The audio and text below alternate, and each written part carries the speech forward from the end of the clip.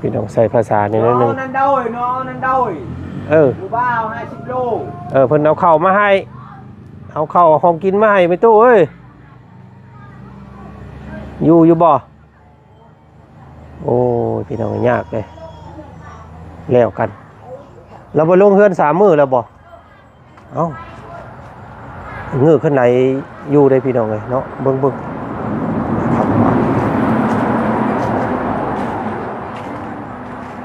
เฮือนเราก็มืดแท้นี่พี่น้องเลยแล้วให้แน่ช่วยเอ้ยช่วยเราไปลงเฮือนลายมือเลยเราบ่ได้ลงเฮือนนี่หลายมื้อเลยไม่ไปลงน่ะปกติเนี่ยเราสิลงมาตักน้ำตลอดโอ้ทุกตอนเช้าแล้วเราก็ลุกมาหนึ่งข่าวแต่อันนี้บ่เห็นเราเลยช่วย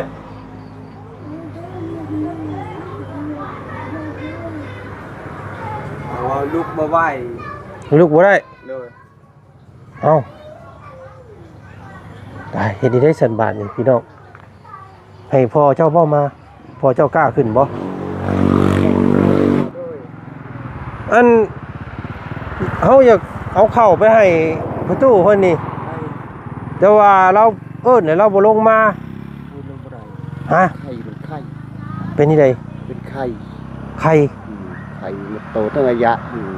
ลูกขึ้นบ่ได้ดอกยันติดพญาโอ้เรื่องเน่าบูดจักช่างเฮายังอยู่บ่ได้มินได้กินกันกินไม่ใช่มากินอยู่เข้าน้อยเดียวเฮาถามแล้วไข่หม่องใดก็โตบ่ไข่ก็โตมันติดมันโตเป็นอะไรโอ้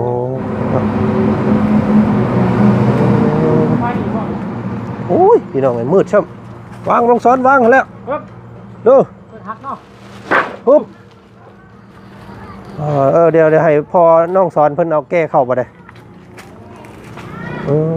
แต่ว่ามีกินเลยพี่น้องกินมินเนาะไปขึ้นไปจ้ะบ่เห็นประตูเพิ่นช่ำพี่น้องเอ้ยอยู่ในเฮือนพุ่นขึ้นไปขึ้นกล้าขึ้นโอ้คนเฒ่าเอ้ยเนาะเพิ่นบ่ได้อยู่กับนั่นเนาะ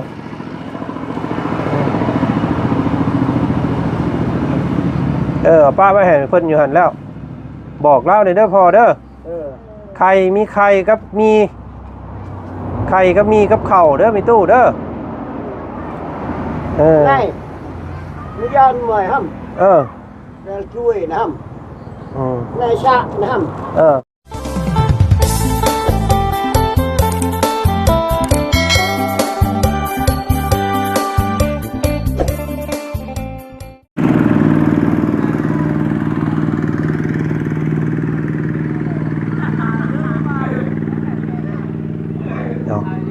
ขึ้นฟ้าขึ้นฝนแบบสี่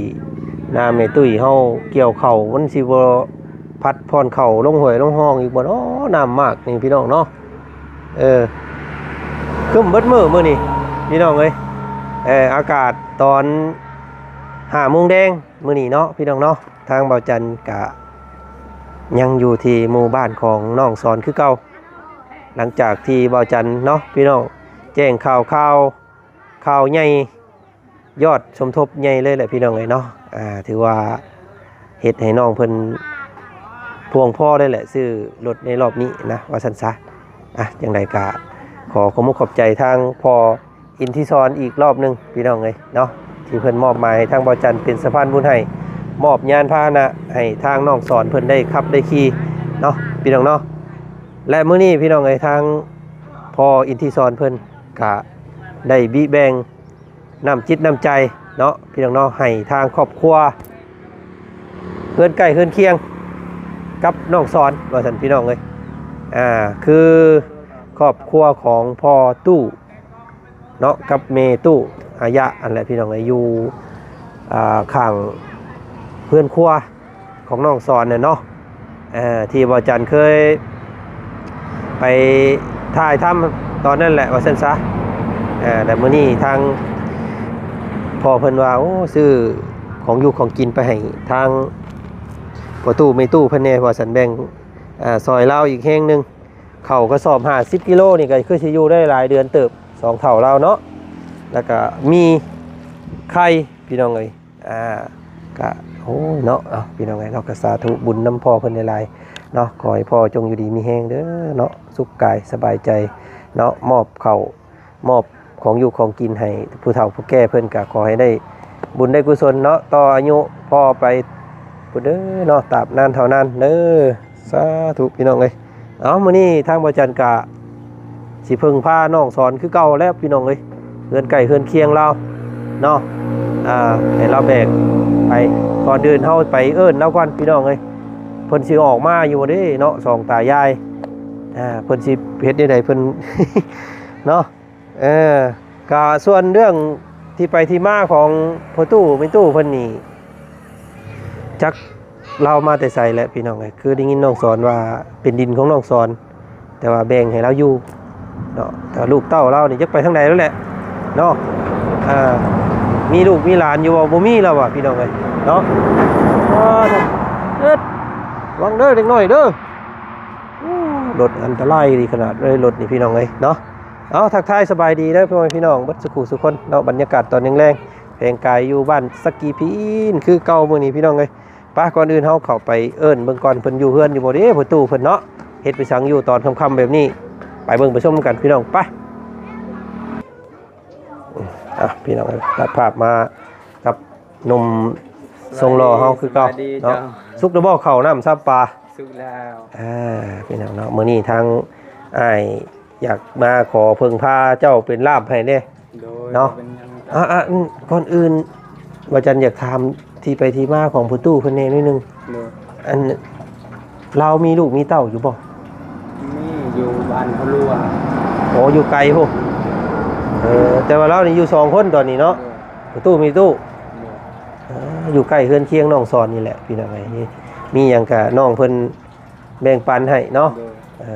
มียังซอยได้เอาซอยได้ซอยตักน้ำตักในเรามาหิวเอาเนาะ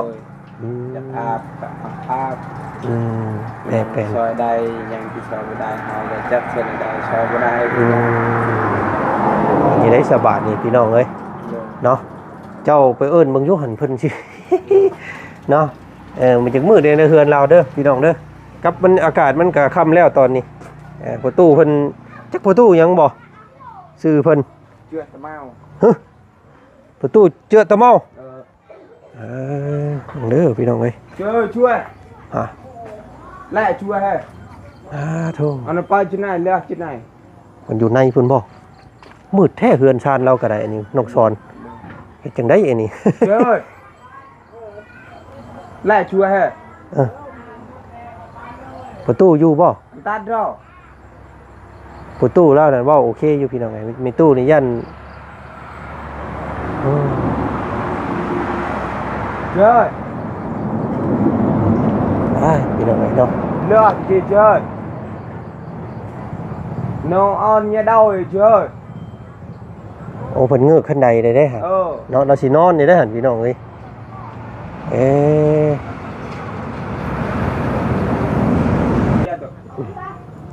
พี่น้องใส่ภาษานี่นิดนึงนั่นโดยนั่นโดยดูบ้าว50 โลเพิ่นเอาข้าวมาให้เอาข้าวของกินมาให้ไปตู้เอ้ยอยู่บ่โอ้พี่น้องยากเลยแล้วกัน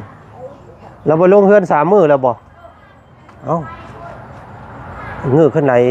อยู่ได้พี่น้องเอ้ยเนาะเบิ่ง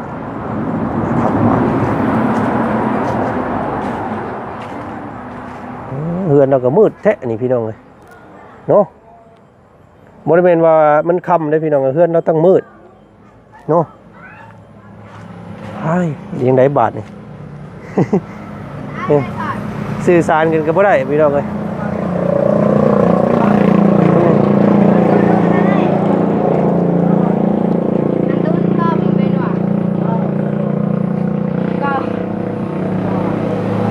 แล้วให้เน่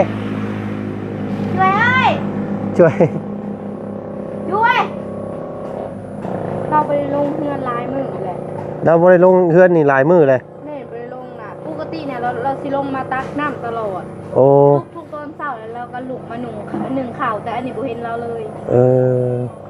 อ้าวหากเราเว้าอยู่ได้แล้วยินเสียงเราอยู่ เสียงขยะสิบอก นะ เสียงเราแต่พัวเรานะเราบ่ได้ลงเลยสุเฮาสงสัยเมื่อนั้นสุเฮาเอาอย่างว่าเอาแนวกินมาให้แล้วก็เอากล้วยมาให้ แต่ว่าผัวน่ะบ่ได้ลงเลยเนาะ แม่อะอยากกระย่างบ่ได้แม่มื้อนั้นเราก็ล่มมื้อนั้นน่ะมื้อนั้นเราก็ตกไปเฮือนแล้วพออซอนก็มาเห็นเรา แล้วยินเสียงอยู่เสียงอายะเนาะ แต่เสียงอาจ้วยน่ะบ่ได้ยิน อาจ้วยน่ะบ่สมอยอยู่อาจ้วยเนาะอ้าวใหญ่เด้บาดนี้พี่น้องเอ้ยสิเอาเข้ามาให้ว่าบ่มีคนออกมารับบาดนี้เนาะหายสอน แต่ซ้อนน่ะ เป็นนี่ไหนเราตอบอยู่บ่ เสียบไปให้ล่างน่ะได้แล้ว ช่วย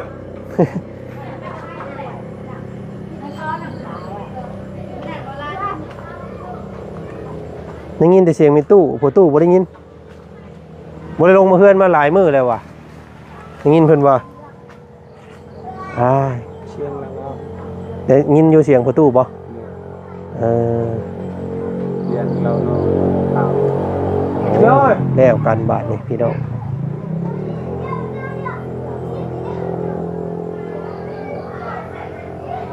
เฮ็ดจังไดเนาะบาดนี่เนาะ ช่วย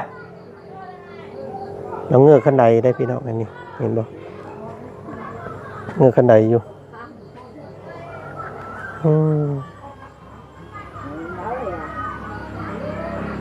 เห็นทางอันเฮือนในบ้านเพิ่นว่าเราบ่ลงเฮือน2-3มื้อเลยพี่น้องเอ้ยเนาะประตูแต่เก่าเราสิลงตักน้ำมาอาบมาหยังตลอดเนาะแต่ว่า2-3มื้อแล้วบ่เห็นเราว่าซั่นพี่น้องปิดโตอยู่แต่ข้างในพุ่นบ่มีลูกบ่มีหลานเนาะลูกหลานก็บ่ได้อยู่นำเฮ็ดจังได๋ล่ะบาดนี้ว่าซอนเอาสิเฮ็ดนี่ได้เอาเบรกมาโลดบ่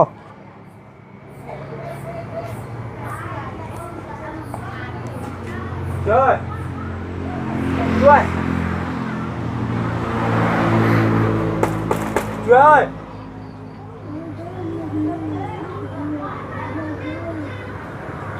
เอาลูกมาไหว ลูกบ่ได้ เลย เอ้าได้เฮ็ดนี่ได้สันบาทนี่พี่น้องให้พ่อเจ้าบ่มาพ่อเจ้ากล้าขึ้นบ่เอิ้นพ่อเจ้าอยู่หั่นเพิ่นแล้วลูกบ่ได้แล้วลูกมาเอาบ่ได้แล้วโอ้ยได้คักบาทนี่พี่น้องเอ้ยจังไดเด้อาการเรานักเลยบ่เนาะเราอันป่วยแล้วเราเฒ่าเลยพี่น้องเอ้ยเราลุกบ่ได้2-3 มื้อเราบ่เห็นเราลงเฮือน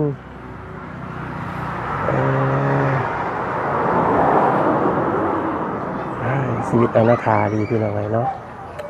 อยู่กันผู้เฒ่า2 คนงมๆงิมๆลุกบ่ได้ทีนี้บ่ลงเฮือน 2-3 มื้อจะเอาข้าวมาให้ก็จักสิเฮ็ดจังไดบาดนี้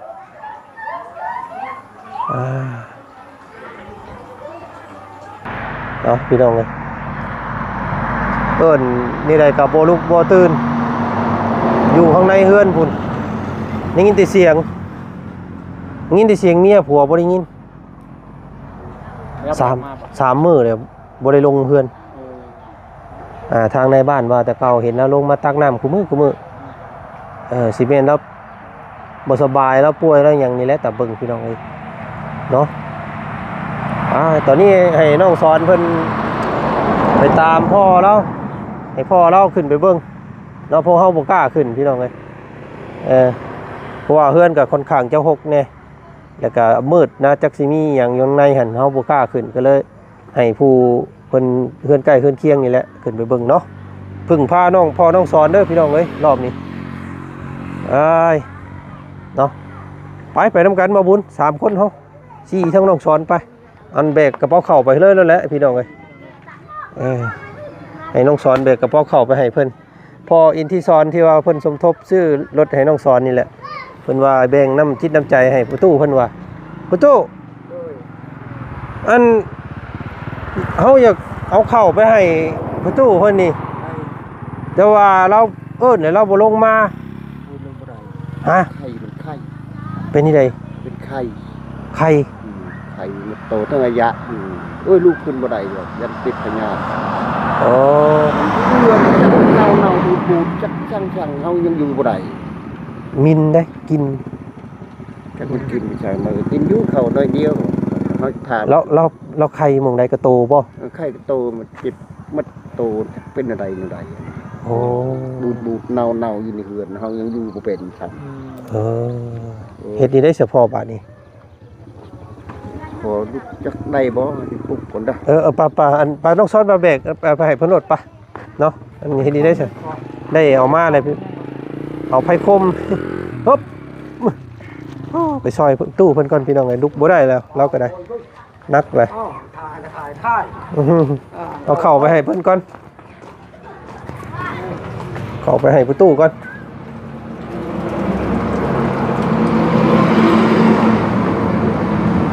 เอาวางไว้มุงเงินซ่านขึ้นนั่นแหละ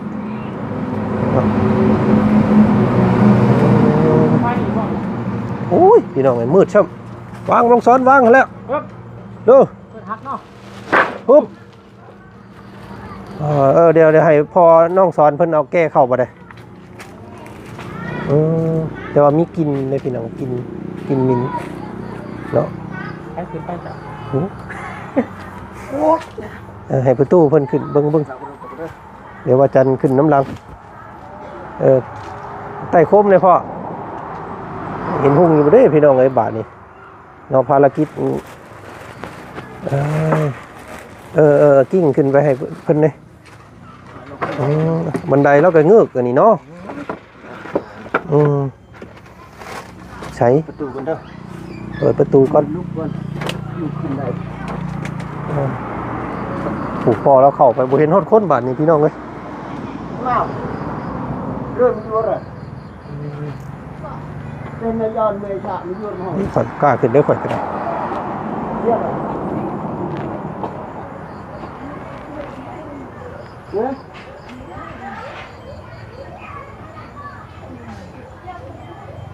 ไม่อยากมาไม่ใช่จะอยู่หรอ ไปเอาเงินนั่นขึ้นเป็นเอามีเอานี่มาให้ ตู้เด้อ นี่เด้ ใช่เด้อ เอาขึ้นไปให้เพิ่นโนดพอเอาเข้าให้เพิ่นแน่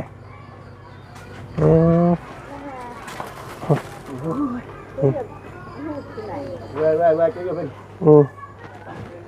แบตกระเบิดบาทนี่พี่น้องเอ้ยโอ้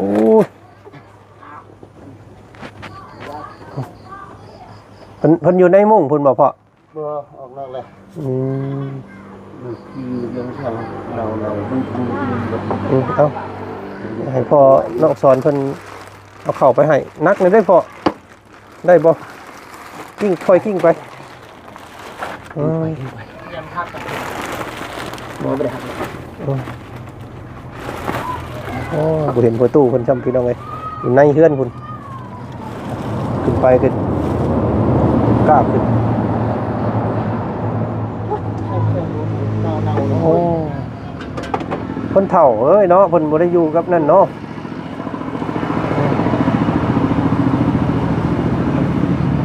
ป้าไว้ให้เพิ่นอยู่หั่นแล้วบอกเล่าเด้อพ่อเด้อไข่มีไข่กับมีไข่กับมีกับข้าวเด้อมีตู้เด้อได้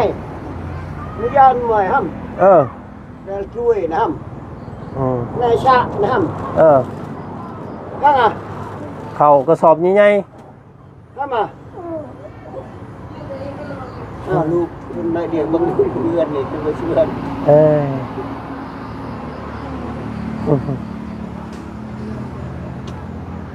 พี่น้องเลย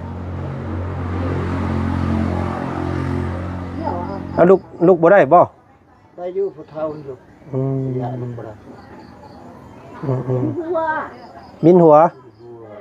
โอ้มืดจำพี่น้องเลยเนาะมันแคบๆนี่ก็ได้โอ้ยได้แล้วพ่ออันป้าไม่ให้เพิ่นนั่นแล้วฉันมันแจ้งซะก่อนเฮาสิมาขึ้นมาเบิ่งมื้อหน้าก่อนไหนยิ่งนะเอาไว้หั่นน่ะเด้อแม่ได้ช่วยแล้วเนาะมันมืดพี่น้องเอ้ยโอ้ยันงูยันเงี้ยวก็พอแห้งโอ้ยนี่หน้าในยาวเหนียห้ามเอาไว้กินเด้อจ้า ดีทอได้อันพอน้องสอนเพิ่นพี่น้องไงเนาะแล้วพอ อัดประตูไว้ให้เล่านี่เด้อโอ้ยังยินแต่เสียงมันมืดเดี๋ยวมืออันแจ้งก่อนสิขึ้นไปเบิ่งเล่าเนาะอยู่ในเฮือนผู้พี่น้องเอ้ยเฮือนเนาะก็โอ้ยเอาไปสังพยาใส่เนาะ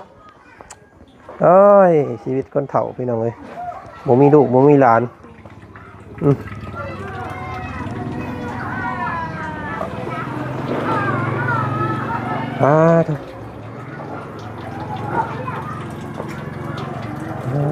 เนาะกิน ตัวพอแล้วจนอ้วกแตกพี่น้องไงเนาะลึกพอน้องสอนจนหักแตกไว้ดูขึ้นแหกแตกเพิ่นทายเพิ่นยังเพิ่นทายอยู่หันเลยบ่เพิ่นขี่เพิ่นเหี่ยวอยู่หันเลยโอ้เหี่ยวยันเลยจนเฒ่าพี่น้องอันลูกเต้าเราบ่มาเบิ่งบ่พ่อลูกชายติดตัวนี้แหละลูกกระปะพ่อลูกมันอยู่บ้านอยู่ด้วยบ่ได้ยานเลยเนาะแม่พี่น้องเอามื้อนี้พ่อเพิ่นเอาข้าวมาให้กับมีกับไข่เด้อพ่อเด้อบอกเราได้เนาะบอกแล้วมีแต่ให้เพิ่นเฮ็ดกินเนาะลาก็ดีใจแล้วตอนนี้ลูกหลานเลยเป็นไข่เป็นเจ็บที่ว่าดีใจแล้วแล้วเป็นเจ็บแล้วลุกนอนอยู่หั่นบ่กล้าเข้าไปพี่น้องเพราะว่ามันแคบมืดซับแจ้งหูแจ้งตาก่อนสิขึ้นช่องเพิ่นใหม่เนาะโอ้ยไปเฉพาะขอบใจพ่อหลายๆเด้อพ่อเด้อขอบใจเนาะที่พ่อเพิ่นกิ้งกันว่าเข้าขึ้นไปให้พี่น้องโอ้ยเพื่อนใกล้กันกับน้องสอนนี่แหละเพื่อนใกล้เพื่อนเที่ยงกันแบบนี้คนตายเขาบ่ฮู้เลยแบบนี้ตอนมันตายเขาบ่ฮู้แม่นแล้วบ่มีไผจักแน่นี่ฮะเท่าบินกินพุ่นแล้วสิจังสิจักฮะเนาะเพราะว่าบ่มีไผขึ้นไปซ่องเลยมันเราอยู่กับ2คนคือเท่าพี่น้องยังเอาสิบอกกันลูกแล้วนี่พ่อบอกลูกว่าอันบอกให้ลูกเพิ่นมาเบิ่งนี่เด้อมื้ออื่นเล่นย่างไปบอกแล้วนี่พอบ่สบายแห้งเพิ่นเอาข้าวมาให้ก็จักเราสิกินได้หรือบ่เนาะกินนี่แชมพูมือเนี่ยก็แล้วแหละพี่น้องอยู่นั่นขี้อยู่นั่นนี่บ่ได้กินวัวแต่พ่อก็ยังอ้วกแตกพี่น้องเมื่อกี้นี่แตกลูกโอ้ยแล้วโอ้ยเอาพี่น้องไงเนาะขอโทษขออภัยบ่กล้าขึ้นไปเมื่อกี้นี่เอาพุ่นแหละแจ้งหูแจ้งตาก่อนขอบใจพ่อเด้อกล้าไปก่อนพี่น้องเอ้ยเนาะไป